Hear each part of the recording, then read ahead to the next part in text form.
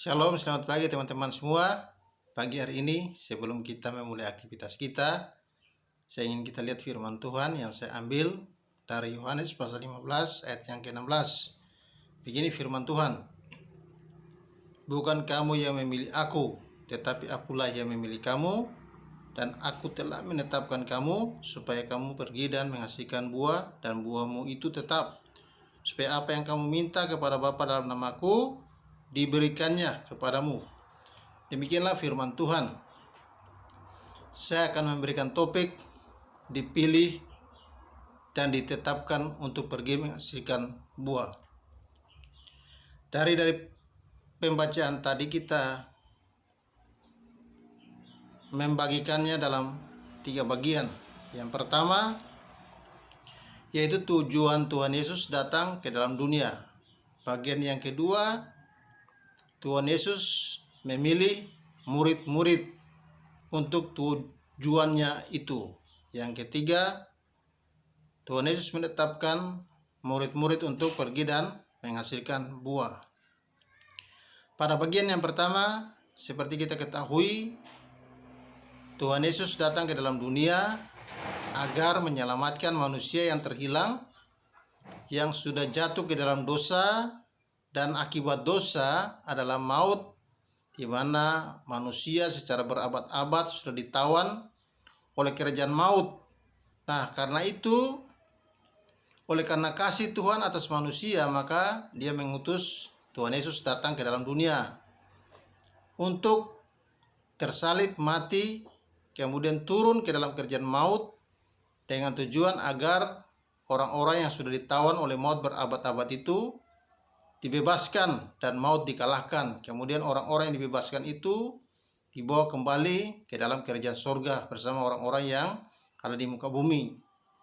Nah, karena itu setelah Tuhan Yesus menyelesaikan semua karya penyelamatan untuk membawa orang-orang kembali ke kerajaan Allah, karena memang sejak semula Tuhan menciptakan manusia agar manusia itu hidup dan memerintah bersama-sama dengan Allah.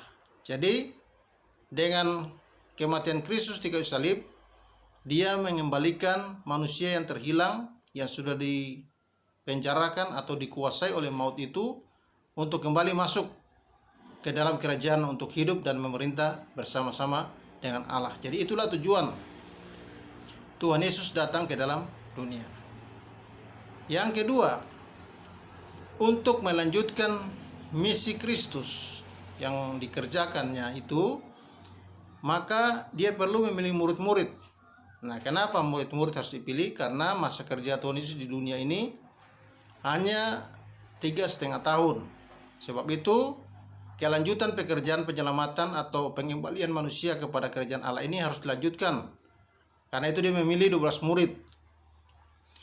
12 murid ini dipilih dari profesi mereka sebagai seorang nelayan. Jadi rupanya profesi nelayan bagi Tuhan Yesus dianggap cocok dengan tujuannya untuk Dia datang ke dunia. Karena itu Dia memilih 12 murid yang berprofesi sebagai nelayan ini sebagai penerus dari pekerjaan yang hendak dikerjakan dan dilanjutkan oleh murid-murid. Nah, karena murid-murid adalah orang-orang yang akan melanjutkan pekerjaannya dan profesi yang mereka tekuni selama ini dianggap cocok, maka mereka itu dipersiapkan. Nah, kalau kita perhatikan tentang pekerjaan nelayan, ya, profesi nelayan ini, kalau seorang nelayan ingin menangkap ikan yang banyak, maka dia perlu jala. Ketika seseorang melemparkan jala atau menebarkan jala ke laut, maka jala itu bisa menangkap ikan bisa ratusan bahkan ribuan ekor. Beda kalau orang hanya menggunakan kail, hanya tangkapannya satu-satu ekor. Tapi kalau menggunakan jala, maka tangkapannya bisa ratusan bahkan ribuan ekor. Karena itu profesi ini cocok untuk pekerjaan atau tujuan untuk mengembalikan jiwa-jiwa yang hilang datang kepada kerajaan Allah. Nah, supaya murid-murid ini bisa efektif dalam pekerjaan mereka, dalam misi yang Tuhan tetapkan dalam kehidupan mereka, maka mereka itu dipersiapkan melalui diberikan pengajaran tentang kerajaan Allah, kerajaan sorga. Kemudian kerajaan Allah itu diwujud nyatakan di dalam kehidupan sehari-hari melalui kasih. Ya, pengajaran Allah itu adalah kasih. Jadi kasih yang diajarkan itu adalah merupakan sarana atau media di mana orang-orang itu akan dibawa datang kepada Tuhan. Jadi kalau tadi murid-murid media penangkapan ikan adalah jalan, maka sekarang media yang digunakan untuk membawa jiwa-jiwa atau ribuan jiwa-jiwa datang kepada kerajaan Allah itu adalah pengajaran kasih. Dan setelah Tuhan Yesus mengajarkan kasih kepada mereka, maka Tuhan Yesus mempraktekkan kasih itu, pengajaran itu dipraktekkan secara nyata. Jadi kasih yang diwujud nyatakan dalam kehidupan sehari-hari adalah wujud nyata dari kerajaan Allah yang diajarkan itu. Nah, kerajaan Allah itu membuat orang mengerti, orang bisa menangkap maksud daripada tujuan Tuhan Yesus. Karena ketika Tuhan Yesus menyatakan kerajaan Allah dalam bentuk mujizat atau tanda-tanda ajaib, orang akan yakin bahwa kerajaan Allah itu sesungguhnya ada. Nah, karena itu mereka diajarkan untuk mempraktekkan kasih dalam kehidupan mereka sehari-hari. Karena itu mereka dipilih dari sekian banyak profesi, maka nelayanlah yang dipilih sebagai profesi yang paling cocok untuk tujuan penangkapan jiwa untuk dibawa kembali kepada kerajaan Allah. Nah, setelah mereka dipersiapkan, kemudian mereka ditetapkan untuk mereka pergi menghasilkan buah. Nah, kenapa mereka ditetapkan? Karena Tuhan Yesus sudah mengetahui bahwa di dalam diri mereka itu ada kapasitas untuk bisa menghasilkan buah. Selain itu mereka sudah diajarkan tentang bagaimana cara menghasilkan buah atau bagaimana cara untuk menangkap, membawa jiwa-jiwa kembali kepada Tuhan melalui media, yaitu kasih. Nah, karena itu mereka sudah diajarkan dan sudah tahu tentang kapasitas yang ada dalam kehidupan mereka, maka Tuhan Yesus menetapkan atau mengutus mereka untuk pergi dan menghasilkan buah, dan buah itu harus bersifat tetap.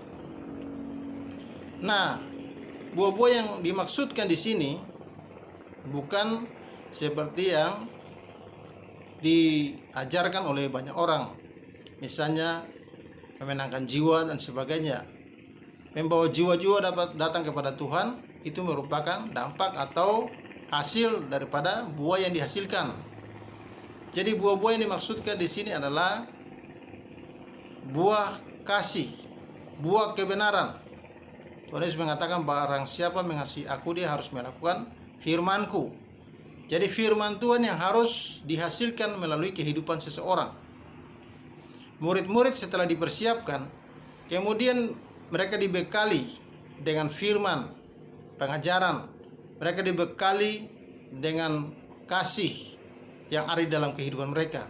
Dan kasih dan pengajaran sudah mereka terima itu harus mereka hasilkan melalui kehidupan mereka setiap hari. Dan melalui media inilah maka banyak orang akan datang kepada kerajaan Allah. Nah, buah-buah kebenaran yang harus mereka hasilkan ini, yaitu firman Tuhan itu yang akan membawa orang-orang untuk datang kepada Tuhan, kepada kerajaan Allah. Dan melalui media kasih inilah banyak orang boleh mengenal Kristus, mengenal Allah dalam kehidupan mereka. Jadi murid-murid tidak hanya diutus untuk memberitakan tentang kerajaan Allah, tetapi mereka juga diutus untuk menyatakan atau mewujud nyatakan kerajaan Allah itu dalam bentuk perilaku, perbuatan yang nyata, kasih yang nyata. Itu merupakan media penangkapan jiwa untuk bawa datang kepada Tuhan. Jadi selain daripada berita firman yang mereka sampaikan, tetapi terlebih media yang paling efektif untuk membawa jiwa-jiwa itu datang kepada Tuhan secara masif adalah mereka harus mempraktekkan kasih, yaitu mewujud nyatakan kerajaan Allah itu secara nyata agar orang bisa mengerti dan tahu dan datang kepada kerajaan Allah dengan meninggalkan kehidupan yang lama yang selama ini ditawan oleh dosa. Nah, karena itu murid-murid ditetapkan untuk pergi menghasilkan buah.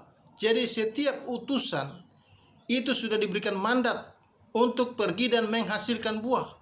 Buah yang dimaksudkan adalah buah kebenaran, buah kasih, buah roh, buah terang, dan buah-buah yang lain yang harus dihasilkan dari kehidupan seorang utusan, seorang hamba Tuhan. Dan buah-buah itulah yang merupakan media penangkapan jiwa untuk membawa ribuan jiwa-jiwa ini datang kepada Tuhan. Melalui media kasih inilah jiwa-jiwa yang berkualitas, jiwa-jiwa bukan hanya yang biasa-biasa, tetapi orang-orang yang mengerti, orang-orang yang tahu tentang kebenaran, tapi mereka tidak pernah mengalami kebenaran itu, bisa datang kepada Tuhan. Seperti kita lihat contoh di dalam Kisah Rasul pasal 6. Kisah Rasul 6 ayat yang ke-7. Dia bilang begini, firman Allah makin tersebar dan jumlah murid di Yerusalem makin bertambah banyak. Juga sejumlah besar imam menyerahkan diri dan percaya. Nah, di dalam perikop ayat pasal 6 ayat 7 ke atas ini tentang pemilihan 7 orang diaken, pelayan meja, pelayanan kasih. Mereka ditetapkan untuk menjalankan pelayanan kasih. Dan ketika pelayanan kasih itu dijalankan, ini merupakan wujud daripada ekspresi kerajaan Allah di muka bumi. Orang-orang yang secara pengetahuan tahu tentang kerajaan, tahu tentang kebenaran, tapi mereka belum mengalami, mereka masih ragu. Tetapi ketika kerajaan Allah itu dinyatakan dalam bentuk ekspresi kasih yang merupakan media penangkapan jiwa, diwujud nyatakan, maka yang terjadi adalah dikatakan bahwa makin bertambah banyak juga sejumlah besar imam menyerahkan diri dan percaya. Ketika itu dinyatakan, kasih dinyatakan, media itu dinyatakan, maka orang-orang akan datang kepada Tuhan Yesus. Bukan saja orang-orang yang datang, tetapi dikatakan sejumlah besar imam. Imam itulah orang-orang yang mengerti tentang Taurat, memahami berbagai ajaran-ajaran, tetapi mereka tidak pernah mengalami kerajaan Allah dalam hidup mereka, tidak pernah mengalami kasih. Tetapi ketika pelayanan kasih ini dijalankan, maka mereka mengalami kerajaan Allah dalam hidup sehingga menyerahkan diri dan percaya kepada Tuhan Yesus. Bandingkan ketika Petrus berkhotbah, ketika dia dipenuhi oleh Roh Kudus, tidak ada satu imam pun yang datang menyerahkan diri kepada Tuhan Yesus. Tetapi ketika pelayanan kasih dijalankan, dikatakan sejumlah imam percaya dan menyerahkan diri kepada Tuhan Yesus. Inilah kelebihan daripada media pekabaran Injil, media kasih, media memenangkan jiwa, menjala jiwa masuk ke dalam kerajaan Allah. Setiap pengutus, setiap utusan harus diperlengkapi dengan media ini, yaitu media kasih. Harus mampu mewujudkan kasih dalam hidup, harus mampu menjalankan firman Tuhan, harus mampu menghasilkan buah-buah kebenaran dalam hidup, karena itu merupakan sarana di mana orang akan datang kembali kepada kerajaan Allah. Jadi setiap utusan wajib menunjukkan pelayanan kasih, wajib menunjukkan media kasih ini kepada semua orang, karena melalui media ini ada banyak jiwa akan dikembalikan kepada kerajaan Allah. Kalau ini sudah dijalankan, maka dikatakan apa saja yang kamu minta dalam namaku akan diberikan kepadaku. Jadi syarat agar setiap doa-doa utusan-utusan yang berdoa kepada Tuhan supaya dijawab, maka utusan-utusan ini wajib menjalankan media kasih dalam kehidupan. Nah, karena itu kita perlu sekali dalam hidup kita memiliki belas kasihan, memiliki unsur kasih. Perlu sekali memanifestasikan kerajaan Allah dalam hidup.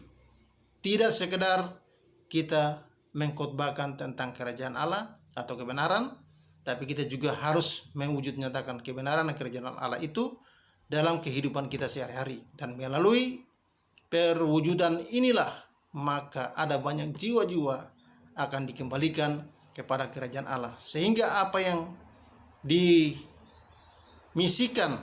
oleh Tuhan Yesus kepada murid-murid dapat tercapai, yaitu membawa jiwa-jiwa yang terhilang kembali kepada kerajaan Allah. Kiranya firman Tuhan pagi hari ini memberkati kita. Tuhan Yesus memberkati.